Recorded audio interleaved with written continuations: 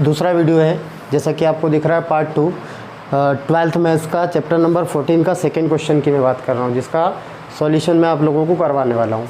जैसा मैंने फॉर्मेट लिखा और उसके साथ में लिखा है दीर्घवृत्त। आपको दिख रहा है ये जो इक्वेशन है ये दीर्घवृत्त की इक्वेशन है।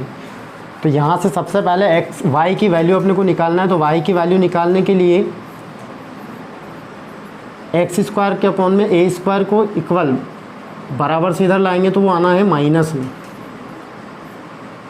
इस तरीके से। सेकेंड स्टेप में अगर मैं वाई स्क्वायर की वैल्यू निकालता हूँ तो सबसे पहले बी का यहाँ पे मल्टीप्लाई होगा, क्रॉस मल्टीप्लाई।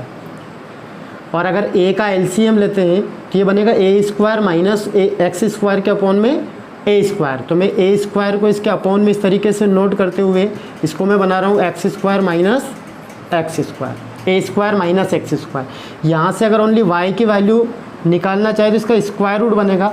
स्क्वायर रूट बनेगा तो यहाँ से बी और ए स्क्वायर रूट से बाहर आ जाना है और A square minus X square square root के अंदर रहना है। तो यहाँ से स्टेप क्या बनेगी, बी स्क्वायर माइनस बी के अपॉन में ए और स्क्वायर रूट के अंदर A square minus X square. ये वाई की वैल्यू मैंने अभी निकाली है। अब इसका ग्राफ किस तरीके से बनता है तो वो अपन क्लियर कर लेते हैं। ग्राफ जैसा कि मैंने अभी बताया था आप लोगों को कि दीर्घवृत्त का ग्राफ जो बनता है एक सर्कल की तरफ से ही बनता है, लेकिन इस तरीके से थोड़ा सा चपटा बनता है। ये होता है दीर्घवृत्त का ग्राफ। मैंने अभी बेसिक में आप लोगों को बताया था। इसके अगर कोऑर्डिनेट की बात की जाए, निर्देशांक की बात की जाए तो एक्स अक्ष पे बनने वाला है A0, अभी बताया था मैंने, और वाई अक्ष पे बनना है 0B। अब ये बनते किस तरीके से ये फिर मैं एक बार क्लियर कर देता हूँ। अगर मैं इस इक्वेशन में इस फॉर्मेट में एक्स अक्ष की बात की जाती है तो वहाँ पे वाई की वैल्यू 0 होती है। तो वाई जैसे ही 0 रखने वाले हैं तो यहाँ से वैल्यू कैसे आती है वो क्लियर कर लेते हैं। मैं एक बार रफ में क्लियर करवा देता हूँ यहाँ पे कि वैल्यू किस तरीके से आती है। यहाँ मैं अगर वाई की वैल्यू 0 रखने वाला हूँ तो मेरे पास इस तरीके से स्टेप आना है। अभी 0 का कोई मतलब नहीं रहा तो यहाँ से एक्स स्क्वायर के अपॉन में ए स्क्वायर आएगा, इक्वल में 1 आना है। तो यहाँ से एक्स स्क्वायर इक्वल में मिलेगा ए स्क्वायर। तो यहाँ से एक्स की वैल्यू जो आती है वो प्लस माइनस ए आती है। पर मैं प्रथम निर्देशांक की बात कर रहा हूँ तो यहाँ पे ए जो है प्लस नोट करना है, माइनस भी रहेगा वो इस तरीके से इधर रहेगा, लेकिन इसका यूज़ आप लोगों को करना नहीं है।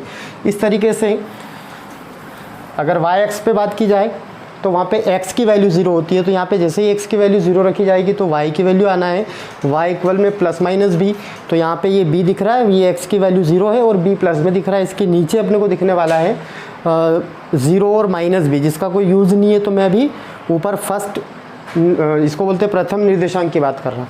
अब यहाँ पर इसका एक पट्टी बनेगी, वही x अक्ष के सापेक्ष जो है इंटीग्रल करना है, समाकलन करना है। तो यहाँ पे ये dx बनने वाला है। ये पॉइंट की बात की जाए तो A और B। अब मैं यहाँ पे अभीष्ट क्षेत्रफल निकालने वाला हूँ, जो क्वेश्चन में अपने को पूछा है, क्वेश्चन में निकालना है अभीष्ट क्षेत्रफल। अभी मैंने बताया था कि 4 का मल्टीप्लाई होना है। क्यों होना है?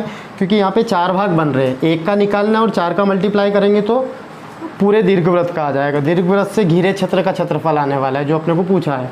और ये जो क्षेत्र बन रहा है प्रथम निर्देशांक में OAB का क्षेत्रफल।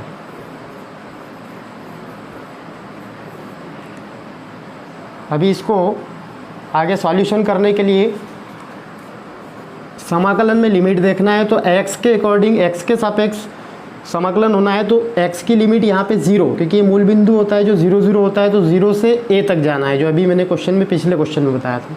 और y dx, अभी y की वैल्यू पुट करना है। y की वैल्यू कौन सी वाली, जो यहाँ पे निकाल रखी है, तो ये वाली वैल्यू पुट करना है। तो यहाँ पे 4 इंटीग्रल में 0 से a और y की वैल्यू आना है b के अपॉन में a और स्क्वायर रूट के अंदर a square minus X square dx। अभी देखा जाए तो b अपॉन a एक कांस्टेंट नियतांक बोलते हैं समाकलन के लिए, तो इसको आगे निकाल लेना है। तो 4b के अपॉन में a वाली स्टेप बनेगी और इंटीग्रल के अंदर, समाकलन के अंदर रहने वाला है a square minus X square T square. इसका फिर से फॉर्मूला वही लगाना है जो पिछले क्वेश्चन में मैंने बताया था। तो इसका फॉर्मूला यूज करेंगे, समाकलन का फॉर्मूला यूज़ करना है a एक्स के अपॉन में 2 स्क्वायर रूट के अंदर A square minus X square plus A square के अपॉन में 2 साइन इनवर्स एक्स के अपॉन में ए। ये समाकलन का एक फॉर्मूला होता है, सूत्र होता है, और लिमिट इसके पीछे रखना है। अब सेकेंड स्टेप की बात आती है कि लिमिट अपने को रखना है, तो रखना कैसे वो देखें। अभी मैंने बताया था ये x की वैल्यू है, x की वैल्यू फर्स्ट टाइम a रखना है, उस ऊपर से स्टार्ट करना है, फिर अपने को 0 रखना है। x के स्थान पे a रखेंगे तो a के अपॉन में 2, यहाँ जो बनेगा A square minus X square plus A square के अपॉन में 2, और यहाँ बनना है साइन इनवर्स ए के अपॉन में एक्स की वैल्यू ए रखना है, एक्स के अपॉन में माइनस फिर से 0 बनना है। कैसे बनना है मैंने पिछले क्वेश्चन में बताया था कि यहाँ पे 0 रखेंगे तो ये पूरी वैल्यू 0 हो जाएगी, यहाँ पे 0 रखेंगे तो क्या बनेगा 0 के अपॉन में ए में 0, और साइन 0 की वैल्यू क्या होती है 0 होती है, तो यहाँ पे ये पूरी वैल्यू क्या हो जाएगी 0 हो जाएगी।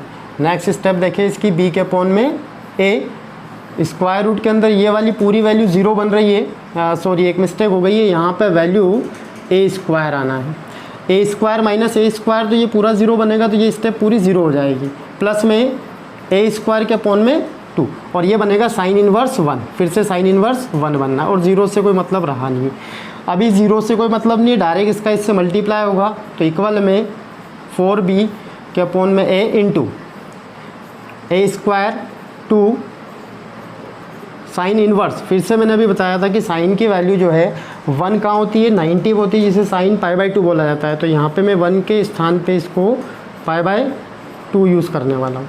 अभी साइन इनवर्स से साइन कैंसल आउट होने वाला है, तो यहाँ पे स्टेप क्या बनेगी 4b के अपॉन में a into A square upon में 2 इंटू π/2, 2 से 2 4, और 4 से 4 कैंसिल होना है, यहाँ a से a भी कैंसिल होना है, तो ऊपर क्या बचना है ab पाई, ओनली ab पाई बचना है, तो इसका आंसर बनेगा ab पाई वर्ग इकाई।